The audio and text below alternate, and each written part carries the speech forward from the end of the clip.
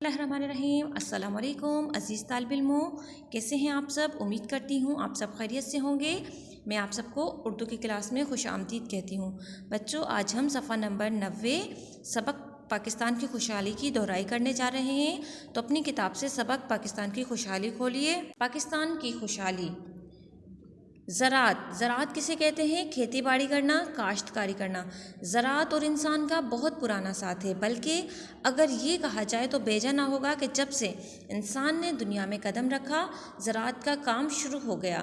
यानी कि अगर ये कहा जाए कि जैसे ही इंसान ने दुनिया में कदम रखा उसने खेती बाड़ी का काम करना शुरू कर दिया तो बेजा ना होगा। और जब तक ये दुनिया बाकी रहेगी ज़राअत की अहमियत बाकी रहेगी। जब तक ये दुनिया है तब तक ज़राअत होगी, क्योंकि इंसान को ज़िंदा रहने के लिए ग़िज़ा की ज़रूरत होती है और ज़राअत का शोबा जो है वो इंसान के लिए खुराक पैदा करने में दिन रात लगा रहता है। हमारा प्यारा मुल्क पाकिस्तान एक ज़रई मुल्क है। पाकिस्तान की तकरीबन 70% आबादी देहात में रहती है। देहात यानी कि गांव में रहती है।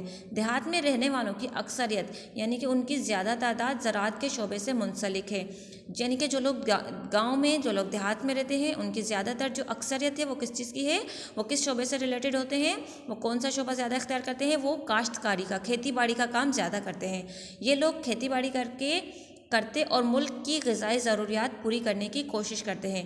इनकी शब व रोज़ मेहनत की बदौलत ज़रई पैदावार में इजाफ़ा हो रहा है। यानी कि में लोग रहते हैं वो शब व रोज़ यानी कि रात दिन लगाकर मेहनत करते हैं और उनकी मेहनत की बदौलत ही हमारी खेती बाड़ी में, हमारी काश्तकारी में इजाफ़ा होता है।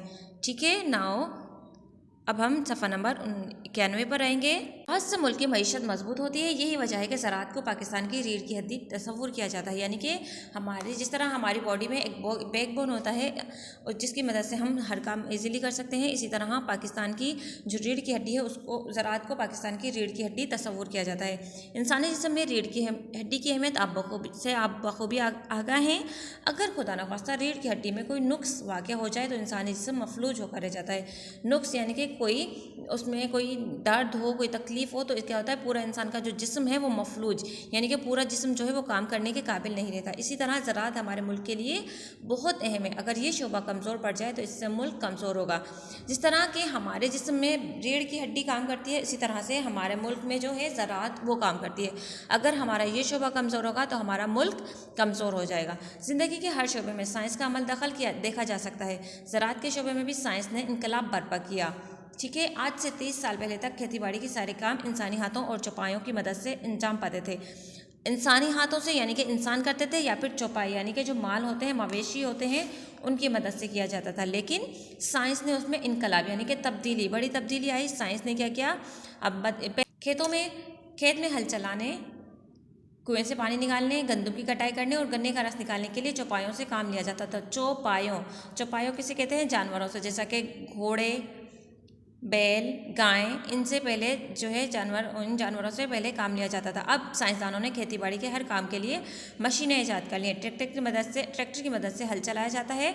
हार्वेस्टिंग मशीन से फसल की कटाई और गुहाई का काम एक साथ अमल में आता है। ट्यूबवेल से खेत सैराब किए जाते हैं। गर्ज मशीनों से किसान के काम में तेज़ी आ गई और काम पहले की निस्बत तेज़ रफ्तारी से होता है। हर शोबे में तरक्की की, लेकिन किसानों के लिए भी आसानियाँ की। पहले किसान जो होते थे वो चौपाइयों की मदद से अपने हाथों से काम करते थे, लेकिन साइंस ने अब जदीद मशीनें ईजाद हो गई हैं जिनकी मदद से किसानों का काम और भी आसान हो गया है। ठीक है बच्चों, हमारा सबक यहाँ मुकम्मल होता है। अब आज आ जाते हैं आपके होमवर्क की जानिब। आज का होमवर्क क्या है आपका? आपने सफ़ा नंबर 90 और 91 की पढ़ाई करनी है और साथ में फेयर कॉपी से सवाल नंबर 1 ज़राअत पाकिस्तान की रीढ़ की हड्डी है, इस जुमले की वजाहत करें। सवाल नंबर 2 कौन सी सनतें ज़रई पैदावार की मरहून मिन्नत हैं, ये दोनों सवालात याद करने हैं। ठीक है, मिलते हैं नेक्स्ट वीडियो में। अपना ख्याल रखिएगा। अल्लाह हाफिज़।